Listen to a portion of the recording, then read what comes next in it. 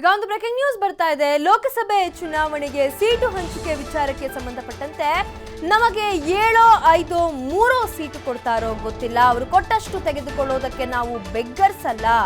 ಮೈಸೂರಿನಲ್ಲಿ ಕಾಂಗ್ರೆಸ್ಗೆ ಟಾಂಗ್ ಕೊಟ್ಟಿದ್ದಾರೆ ಸಿಎಂ ಕುಮಾರಸ್ವಾಮಿ. ಎಲ್ಲರೂ ಕೂತು ಸೀಟು ಹಂಚಿಕೆ ಬಗ್ಗೆ ಚರ್ಚೆ ಮಾಡಬೇಕು. ನಮ್ಮ ರಾಷ್ಟ್ರ ಅಧ್ಯಕ್ಷರು ಕಾಂಗ್ರೆಸ್ ಜೊತೆ ಕೂತು ಮಾತಾಡ್ತಾರೆ.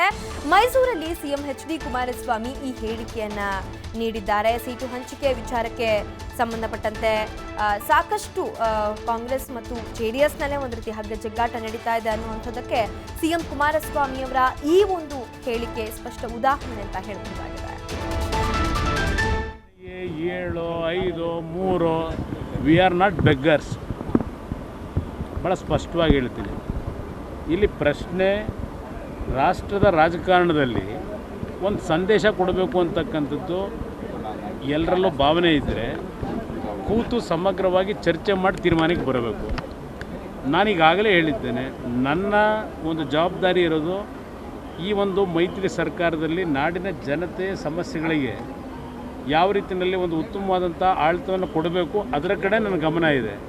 ಸೀಟಿನ ಹೊಂದಾಣಿಕೆ ವಿಷಯದಲ್ಲಿ ನಮ್ಮ ರಾಷ್ಟ್ರೀಯ ಅಧ್ಯಕ್ಷರು ಕಾಂಗ್ರೆಸ್ ನಾಯಕರು ಏನು ತೀರ್ಮಾನ ಮಾಡ್ತಾರೆ ಕಾದು ನೋಡೋಣಂತೆ. ನನಗೆ ಗೊತ್ತಿಲ್ಲ. ನನ್ನ ಮುಂದೆ ಕಾಂಗ್ರೆಸ್ನ ನಾಯಕರು ಯಾರು ಕಮ್ಯುನಿಕೇಟ್ ಮಾಡಿಲ್ಲ. ಯಾವುದು ಚರ್ಚೆ, ನಾನು ಅದ್ರ ಬಗ್ಗೆ ಇನ್ನೂ ಯೋಚನೆ ಮಾಡಿಲ್ಲ.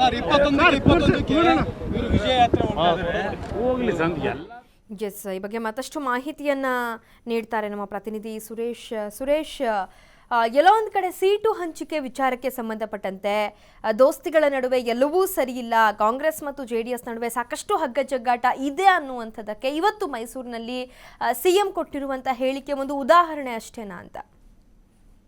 ಲಿಖಿತ ಎಲ್ಲೋ ಒಂದ್ ಕಡೆ ನೋಡ್ತದೆ, ಮಹಾಗಠಬಂಧನ್ ಮಾಡಬೇಕು ಇಡೀ ದೇಶವ್ಯಾಪಿ ಅನ್ನೋ ಒಂದು ಚಿಂತನೆಯಲ್ಲಿ ಸ್ಥಳೀಯ ಒಂದು ಪಕ್ಷಗಳು ಸೇರಿದಂತೆ ರಾಷ್ಟ್ರೀಯ ಪಕ್ಷಗಳು ಕೂಡ ಒಂದಾಗಲಿಕ್ಕೆ ಒಂದು ಸಿದ್ಧತೆಯನ್ನ ಮಾಡ್ಕೊತಾ ಇದೆ. ಈ ನಡುವೆ ಕರ್ನಾಟಕ ರಾಜ್ಯದಲ್ಲಿ ಈಗಾಗಲೇ ಒಂದು ಮೈತ್ರಿ ಸರ್ಕಾರ ಮಾಡ್ಕೊಂಡಿದೆ. ಲೋಕಸಭೆಯಲ್ಲೂ ಕೂಡ ಆ ಮೈತ್ರಿ ಮುಂದುವರಿಸಬೇಕು ಅನ್ನೋ ಒಂದು ಚಿಂತನೆಯಲ್ಲಿದೆ. ಆದ್ರೆ ಚಿಂತನೆಯಲ್ಲಿ ಇರಬೇಕಾದ್ರೆ ಈವರೆಗೂ ಕೂಡ ಈ ಒಂದು ಲೋಕಸಭೆಯ ಒಂದು ಸೀಟು ಹಂಚಿಕೆ ವಿಚಾರದಲ್ಲಿ ಒಂದು ಕ್ಲಾರಿಟಿ ಇಲ್ಲ. ಎರಡೂ ಪಕ್ಷದವರಿಗೂ ಒಂದು ಕ್ಲಾರಿಟಿ ಇಲ್ಲ.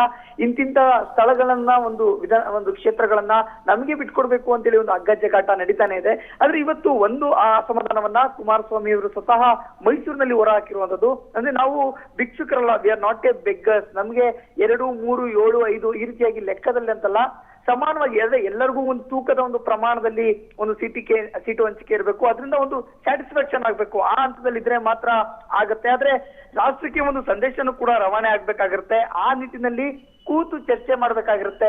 ಇಷ್ಟೇ ಪ್ರಮಾಣದ ಒಂದು ಸೀಟು ನಮಗ್ ಬೇಕಾಗತ್ತೆ, ಇಷ್ಟೇ ಪ್ರಮಾಣದ ಸೀಟು ಕಾಂಗ್ರೆಸ್ಗೆ ಬೇಕಾಗತ್ತೆ ಅಂತೇಳಿ.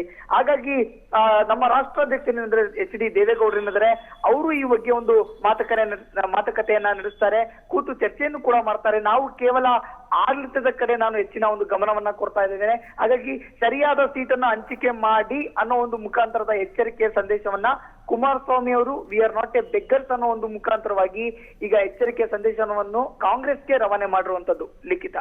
ಓಕೆ, ಧನ್ಯವಾದ ಮಾಹಿತಿಗಾಗಿ ಸುರೇಶ್.